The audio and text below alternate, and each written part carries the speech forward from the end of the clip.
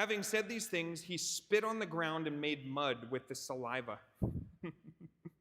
Then he anointed the man's eyes with the mud and said to him, "Go wash in the pool of Siloam," which means sent.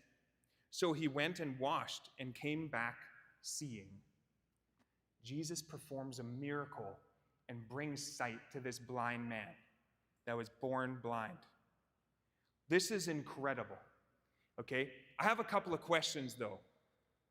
Why? Why did Jesus spit on the ground and make mud? Like, why did he use that technique?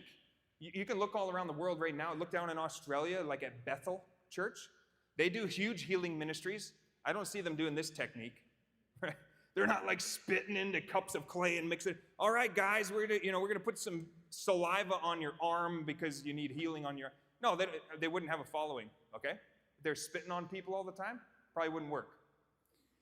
But Jesus spits on the ground. How much spit would you need to make mud? Like, do you think the guy that's receiving this healing cares? Do you think he cares that he's getting spit on his eyes? But, well, how would he know? He can't see. He doesn't know it. Yeah, exactly. She just said he can hear. He can hear what's going on. I don't want to make those sounds. You guys can imagine. Okay? You ever listen to a redneck just, really haul off a loogie? Nasty. But that's basically what Jesus is doing, okay?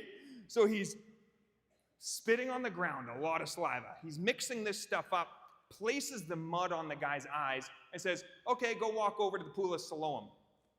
It's a 1/4 mile, by the way. So this guy walks a 1/4 mile to wash his face. And he's stumbling around, groping around. He's probably walked there a number of times, gets there, washes his eyes, comes all the way back, completely healed, and Jesus is gone. Okay? Jesus heals the man. Now, there's no real way of knowing why he spit on the ground and did it that way. Some people would say because it was the Sabbath, you're not allowed to make mud on the Sabbath. All right? Even a little amount of mud. I mean, they use mud for everything. They use mud for their houses. They use mud for, a whole bunch of different stuff. And so you weren't allowed to make mud on the Sabbath because it was work. Possibly, I don't know. Personally, I like this thought. I believe Jesus was doing this to echo back to Genesis, where God creates Adam from the dirt. God takes dirt and he breathes life into it and creates the first man. And here in this moment, Jesus, in the dirt, creates, not with breath, but with saliva, something from his mouth. He creates for this man a brand new set of eyeballs in his head. And he is saying, I have all authority over creation. I have all power to create. I am the creator God. Not only am I a miracle worker and I can heal people, I am creator. Everything was made for me and by me and through me. Jesus is making himself equal with the creator God in this moment. That's what I believe is happening there.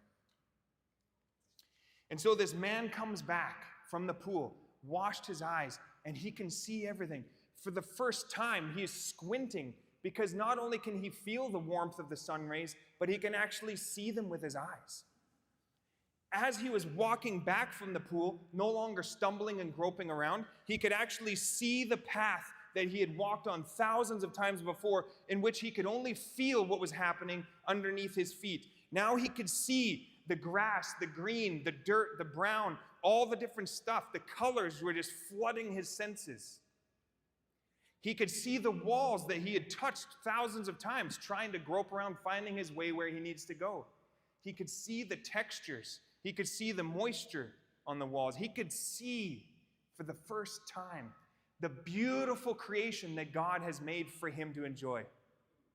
And I could just imagine, not only was he flooded with all this visual overload in HD, he was flooded with emotion.